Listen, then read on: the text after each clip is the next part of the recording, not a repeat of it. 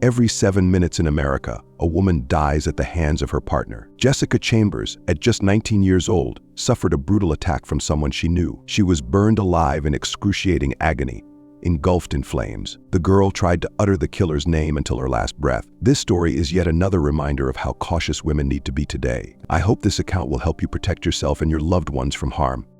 Jessica was born on February 2, 1995 in Clarksdale, Mississippi. Her parents divorced when she was just 3 years old. Later, her father remarried a woman who already had children, so Jessica gained 7 step siblings. Despite having such a large family, Jessica's childhood was not easy. Her father was involved in the production of illegal substances for a long time until he was arrested and imprisoned. Jessica grew up in a harsh, marginalized environment. However, unlike many other criminals, her father managed to break the vicious cycle of crime. After his release from prison, he got a job as a mechanic at a local auto repair shop.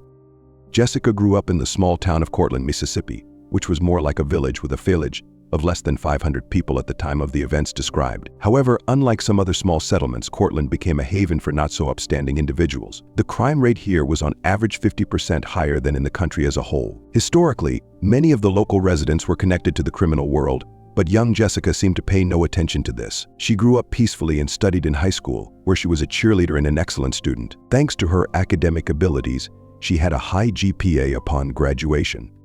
However, Jessica constantly faced problems in her personal life. For a long time, she lived with her mother, who had a difficult personality. When Jessica started dating a boy who lived across the street, her mother reacted extremely negatively. The woman tried to control her daughter and disapproved of her choice of boyfriend. Due to constant conflicts, Jessica was eventually forced to move out of her mother's house. Fortunately, she didn't have to go far, just a few blocks away to her father's place, where he lived with his new wife, Debbie. This even somewhat improved Jessica's relationship with her mother, so she regularly stayed at her mother's place. However, the teenager's life was quite stressful, and in 2012, another tragic blow occurred. Her brother, to whom Jessica was very close, died in a car accident. This loss knocked her off course for a long time. But despite everything, Jessica graduated from high school and got a job at a supermarket as a clothing saleswoman to start earning a living. However, behind the idyllic facade, there was also a dark side to the girl's life. She occasionally smoked marijuana, and once, this even led to her arrest. But even this did not worsen people's attitudes toward Jessica. She continued to be a kind and good person. Against the backdrop of the criminal records of most of the town's residents, her detention for prohibited substances seemed like a trifle not worth paying attention to. However, it was after this that a series of events began that might have ultimately led Jessica to a tragic end.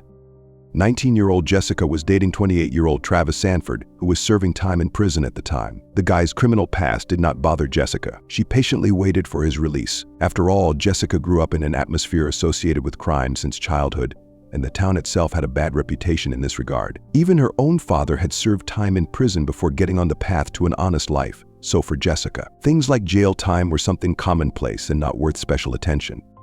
On December 6, 2014, at approximately 4:00 p.m., Jessica was visiting her mother, Lisa. She planned to quickly stop by the gas station and return immediately. However, the girl disappeared for a long time. The trip should have taken a maximum of 10 to 15 minutes, but even after 2 hours, Jessica still hadn't shown up. Worried, Lisa sent her daughter a message asking when she would be back home, but there was no response. Then, Lisa tried calling Jessica's cell phone, but again, there was no answer. Lisa's anxiety grew.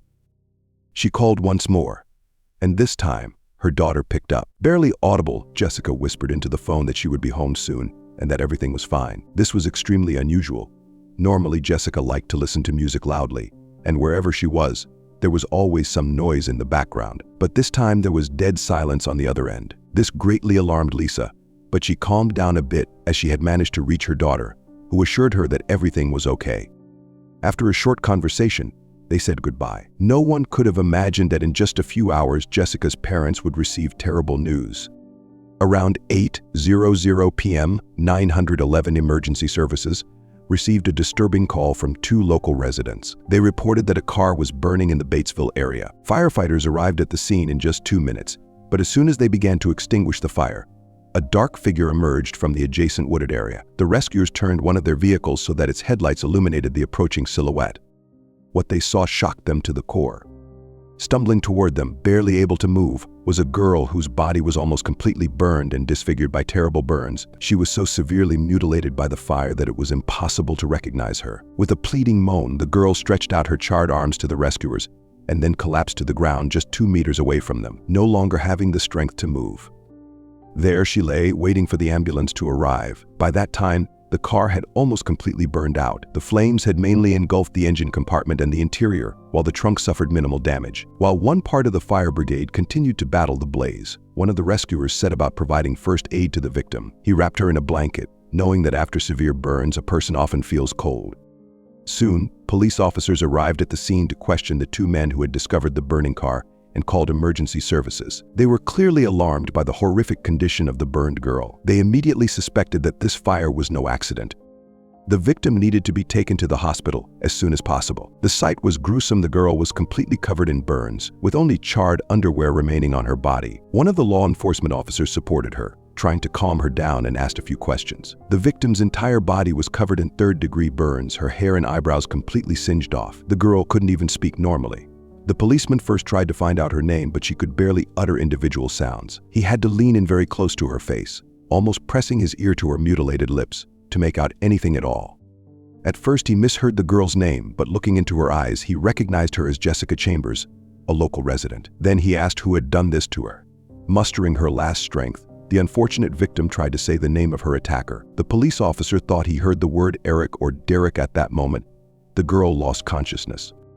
Meanwhile, paramedics arrived at the scene. They immediately tried to revive Jessica by performing cardiac massage. It worked. The girl regained consciousness for a moment. One of the eyewitnesses recognized the burned-out car as Jessica's vehicle. In such a small town, everyone knew each other, so thanks to the prompt actions of the medics, Jessica briefly regained consciousness. The police immediately tried to find out who else was in the car with her right before the tragedy. A crowd of onlookers had already gathered around the burning vehicle, and their noise and whispering greatly interfered with the investigation.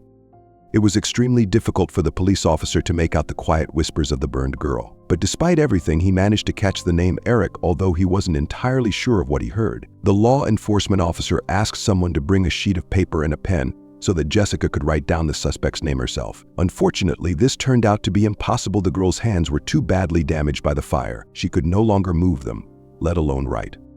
After asking the victim several times, the policeman tried to confirm whether anyone present in the car was named Eric or Derek they stay.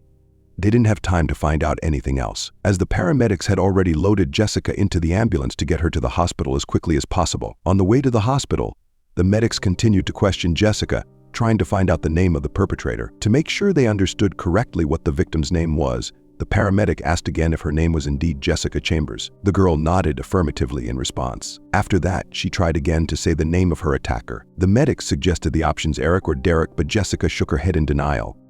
The ambulance rushed her to Regional One Health Hospital in Memphis, Tennessee, where doctors began a desperate fight for her life. Meanwhile, the police informed Jessica's parents of the terrible news about the fire and their daughter's critical condition. The family was an hour's drive away from the medical center where the girl was taken. Ben, Jessica's father, picked up her mother, Lisa, and together they rushed to the hospital, hoping to see their daughter alive and find out what had happened to her. The road seemed endless, with thoughts of the worst never leaving the parents' minds for a moment. They arrived in Memphis sometime between 2:00 and 3:00 in the morning. When Lisa entered the ward and saw the body mutilated by fire, she immediately recognized her daughter, even though the girl was burned beyond recognition. Jessica's eyes were closed, and she was barely breathing. The mother leaned over the bed and whispered in her daughter's ear that everything would be all right now, since she and her father were there. But a few minutes later, Jessica Chambers died from her injuries. The fire had damaged 93% of her body, leaving only a small area of her neck untouched. The burns were so deep, mostly second and third degree, that the girl had virtually no chance of survival.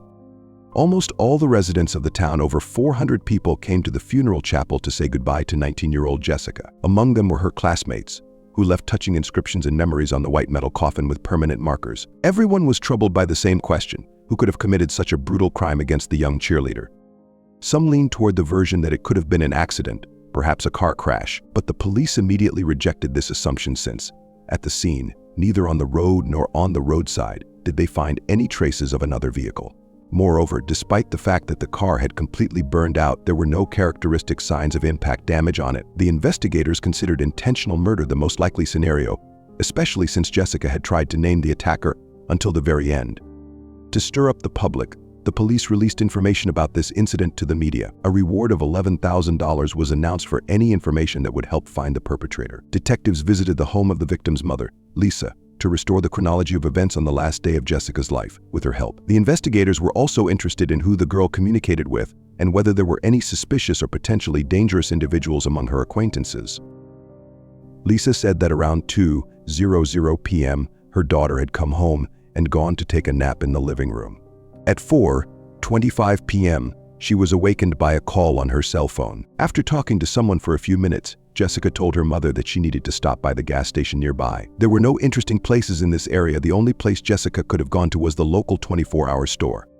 The detectives decided to question the cashier who was on shift that fateful day. Maybe he had noticed something suspicious and could share useful information with the police. At the store, they were met by Ali Alani. He reported that he had indeed seen a girl who matched the description of Jessica. The salesman fully cooperated with the investigation and provided access to the surveillance camera recordings. The video showed that at 6:25 p.m., Jessica approached the doors but did not enter the store because someone called out to her. The girl looked back and waved to someone who remained off camera. Then she headed in that direction and disappeared from the camera's view for several minutes. What happened during that time remains a mystery. Jessica reappeared at the store's doors a few minutes later, went inside, paid for gas, and drove away. The police did not notice anything suspicious in Ali's behavior, but the local residents had a different opinion. When it became known that the cashier was the last person who had definitely seen Jessica alive, many in the town began to believe that he was the one who had killed her. There were even witnesses who claimed that Ali was a member of a local criminal gang. So the person who first helped the investigation with valuable information suddenly fell out of favor with the community. However, law enforcement officers soon refuted his involvement in the crime. Ali had an ironclad alibi. Surveillance camera recordings confirmed that he had been at his workplace all evening and all night. Moreover, he successfully passed a lie detector test. In the end, the detectives had to appear on local television with an official statement to protect Ali from the community's anger. The head of the police personally announced that the store clerk was not involved in Jessica Chambers' death. Gradually, the public suspicion subsided, and Ali was left alone. By that time, the investigators already had preliminary results from the forensic examinations. Experts established that Jessica had been doused with a flammable liquid, most likely gasoline or kerosene, and then set on fire. This was what caused the terrible burns that left her no chance of survival. The flames that engulfed her fuel-soaked clothing were impossible to extinguish. It's terrifying to even imagine the torment Jessica endured before her heart finally stopped in the hospital. At the scene, charred scraps of fabric were found which belonged to the victim's underwear. Chemical analysis confirmed the presence of traces of gasoline on them. Interrogating the townsmen one by one, the detectives tried to find someone named Derek or Eric. They also closely monitored Jessica's official boyfriend, Travis Sanford. However, Travis had to be crossed off the list of suspects, since at the time of the attack, he was serving time in prison. Despite eliminating some suspects, the public continued to speculate. At first, they had almost lynched Ali, who was later acquitted, and now the rumor mill turned its attention to Jessica's father, Ben Chambers. Many believed that his criminal record automatically made him a suspect in the murder of his own daughter. Some even recalled that Ben had once expressed racist views, and Jessica had just started a relationship with a boy of a different race. Could the enraged father have decided to teach his disobedient daughter a deadly lesson? To deflect suspicion from himself and avoid interfering with the investigation, Ben agreed to take a polygraph test and provided an alibi. After that, he also publicly emphasized that he had no prejudice against people of other races. Despite his criminal past, the man insisted that he loved his daughter very much and would never have harmed her. Meanwhile, the detectives turned their attention to the victim's closest friend, Keisha. The girl revealed that on the day of the tragedy, she and Jessica had been walking around town together. Later, they were joined by 27-year-old Quinton Tellis. The three of them chatted, smoked marijuana, and then dropped Quinton off at the same 24-hour store where Jessica was last seen alive. Quinton had a bad reputation in town and had had previous run-ins with the law, including charges for theft, violating the inviolability of the home, and assault. Jessica had only met Quinton a few weeks before her death, so they were not well acquainted. Upon learning about this connection, the investigators immediately contacted Quinton to talk. At the meeting, he behaved very amiably and willingly answered all questions. Quinton reported that he didn't know Jessica all that well and that they had only communicated for a short time. He said that on the ill-fated day they had met by chance, and the girls simply gave him a ride to the store.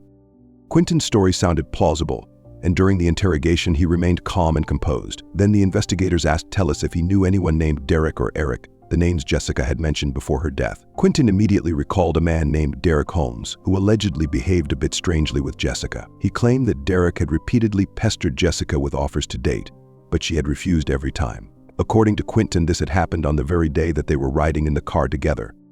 The police became interested in this information and soon visited Derek Holmes' home to talk. Despite some oddities in his behavior, Derek did not arouse particular suspicion among the investigators. He also had an alibi for the night of the murder. He had been at home, massaging his mother's feet. While this sounded strange, it was true. Derek's mother suffered from diabetes, and such procedures helped her fight complications from the disease. Derek's mother confirmed that her son had not left the house that night and had indeed been taking care of her. However, the most crucial point was that Derek refuted Quinton's story. He stated that he had not seen Jessica at all that day and had never behaved inappropriately with her. Other mutual acquaintances confirmed this. Even Keisha, Jessica's best friend, noted that only Quinton had been in the car with them that day. It seemed that Quinton had been caught lying. For the first time, the police began to suspect that he might be involved in Jessica's murder. Nevertheless, the detectives decided to return to the starting point of the investigation and continue searching for the possible perpetrator. They conducted interviews with over 100 young people in the area, including all those named Eric or Derek, but this yielded no results. Meanwhile, public outrage only grew, as most of the interrogated individuals were African Americans. People began accusing the police of bias and racial profiling. The last people law enforcement officers talked to as part of this case were George and Mentor, two men who had been seen around town. Their fingerprints and even saliva samples were taken. Mentor attracted particular attention from investigators because he had communicated with Jessica via messenger just a couple of days before her death. However, after questioning both men, the police once again reached a dead end. George and Mentor had reliable alibis confirmed by several witnesses. They denied any involvement in Jessica's murder and insisted that they had only been friends with her. Despite all the efforts of law enforcement, the investigation stalled for 2 months. Then, a new lead appeared when a local resident, while walking around the neighborhood, accidentally stumbled upon Jessica's cell phone. The man immediately handed the phone over to the police. Specialists managed to recover data from the device, including the last message in the messenger and the call list. It turned out that on the day of the attack, Jessica had been texting with an unknown number. The man on the other end was openly flirting with her, trying to spark interest in an intimate relationship. Jessica, however, kept her distance and made it clear that she was not interested. The persistent admirer was none other than Quinton Tellis, the same man who had previously assured the police that he barely knew Jessica and had not flirted with her. Upon discovering that Quinton Tellis had lied about his relationship with Jessica, the detectives summoned him for another interview. Pressed by the evidence, he eventually admitted to having an intimate relationship with Jessica, claiming that they had sex more than once, right in her car. However, few believed these revelations. The text messages indicated that Jessica had rejected Quinton's advances, yet he continued to insist that on the fatal night, there had been no intimacy between them, and that he had not been at the crime scene at all. Investigators, growing suspicious, obtained a search warrant for Quinton's home. In the barn, they found a canister of gasoline. This by itself wasn't particularly unusual, as many car owners keep fuel at home. When asked to show his cell phone, Quinton replied that he had deleted all messages from Jessica as soon as he learned about her death. This explanation seemed extremely suspicious to the cops, but Quinton remained steadfast. Why would he keep messages from a deceased girl with whom he no longer had any future relationship? His behavior only raised more questions. Suddenly, Quinton stated that he had an alibi for the time of Jessica's murder. He claimed that he had gone to the Fred store to buy a prepaid card for his girlfriend, who lived in Louisiana. He explained that he wanted to help her with money for a trip to visit him. Investigators checked this alibi and found that indeed, at 8:26 p.m., Quinton had paid at the checkout. However, the location where Jessica's car had been set on fire was only a 15-minute drive from the store, meaning Quinton could have committed the crime and then returned to the store to cover his tracks. Unfortunately, the investigators lacked concrete evidence to prove his involvement. In a desperate attempt to find clues, they took a closer look at Travis Sanford, Jessica's official boyfriend, who was in prison at the time of the tragedy. What if he had found out about Jessica's probable affair with Quinton and decided to get even with her through hired criminals? However, this theory had to be discarded. Travis was physically unable to be involved in the murder, and upon learning about Jessica's death, he seemed genuinely distraught and appeared to know nothing about her relationship with Quinton. For 6 months, the investigation hit a dead end. No new information surfaced, and the case seemed to be growing cold. Then, a breakthrough came. One of the police analysts, carefully reviewing the cell phone data from both Quinton Tellis and Jessica Chambers, discovered something crucial. Both phones had been in Batesville at a specific time on the day of the murder, very close to the location where Jessica's burned car had been found. This provided a vital connection between Quinton and the crime scene.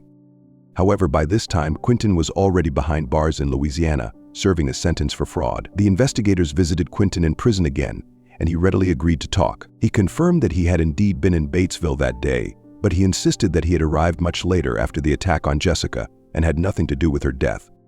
Despite his denial, Quinton's story began to unravel. Over the course of several interrogations, his testimony changed multiple times. In one version, Quinton claimed that he and a friend had met Jessica on the highway and sold her illegal drugs, after which they went their separate ways. He even mentioned that his friend, nicknamed Big Mike, had been with him the entire time. However, this story conflicted with testimony from Jessica's friend, Keisha, and didn't match up with other details of the case.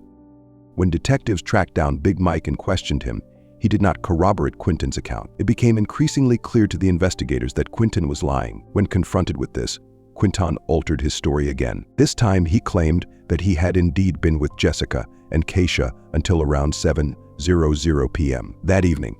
Allegedly, they had hung out together, smoked, and then parted ways. Despite his continued insistence that he had nothing to do with Jessica's death, the mounting inconsistencies in his story only deepened suspicions about his involvement.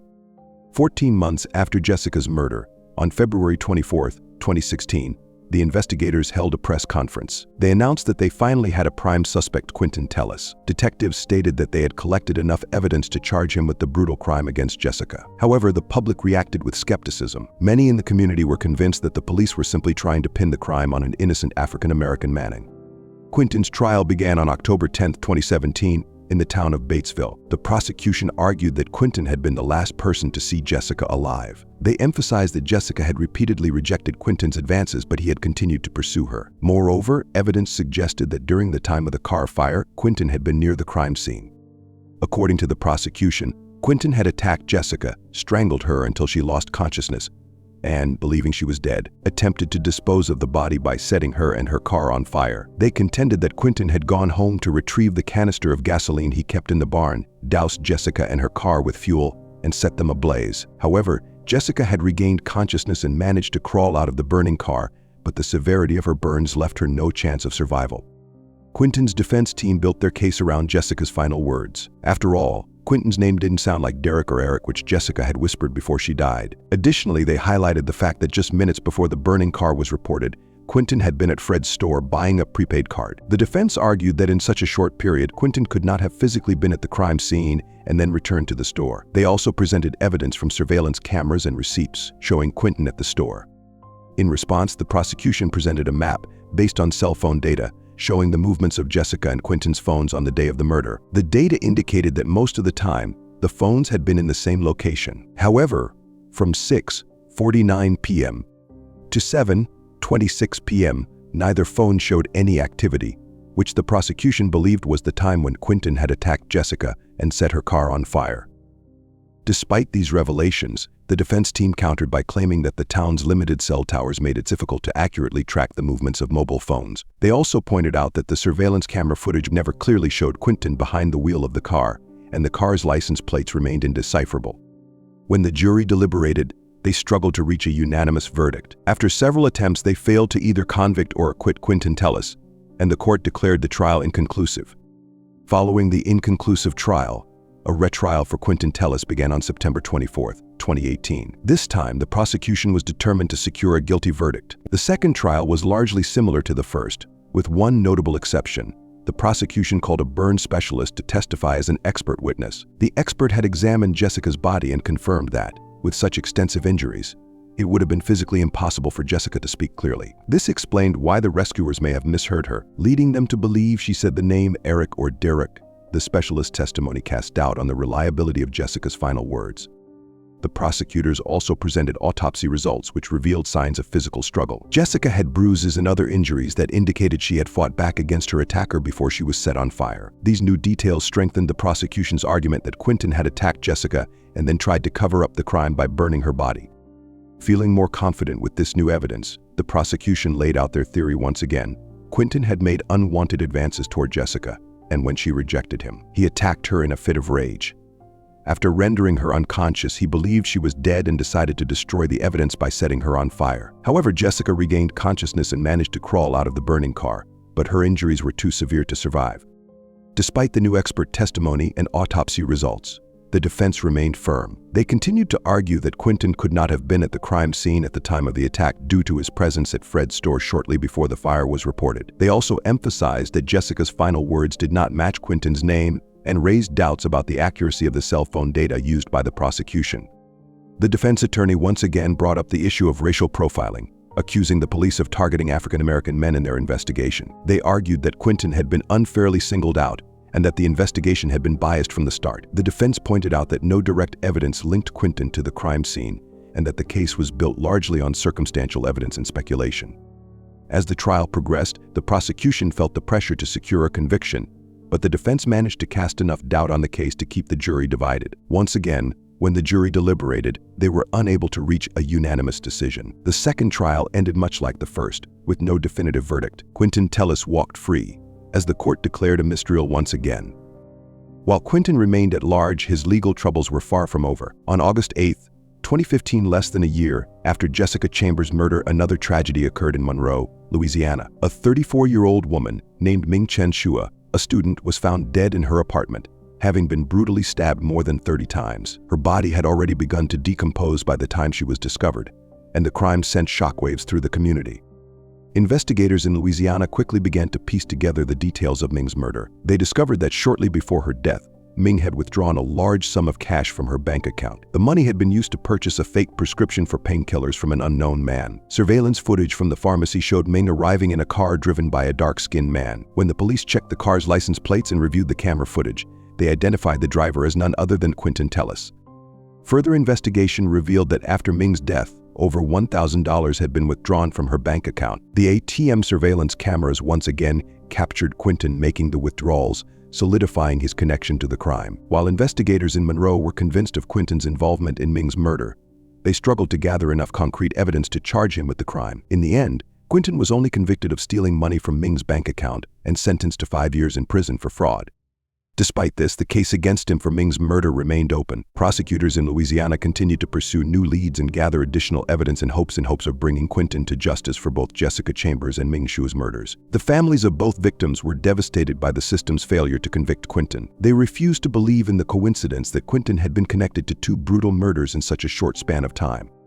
In November 2022, after years of legal battles, another trial was held for Quinton Tellis in relation to Jessica Chambers' death. This time, the jury acquitted him of all charges. The prosecutors failed to convince the jury beyond a reasonable doubt that Quinton had been responsible for Jessica's murder, and there was simply not enough evidence to secure a conviction.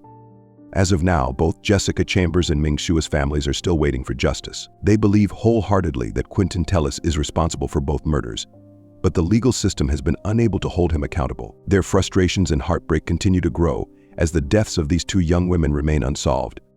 In October 2021, Jessica's mother, Lisa, passed away in a hospital. The exact cause of her death was never determined, but her relatives believe that the grief over losing her daughter and the disappointment in the justice system took a toll on her health. The losses of both Jessica and Ming have left more questions than answers, with a lingering sense of injustice hanging over both cases.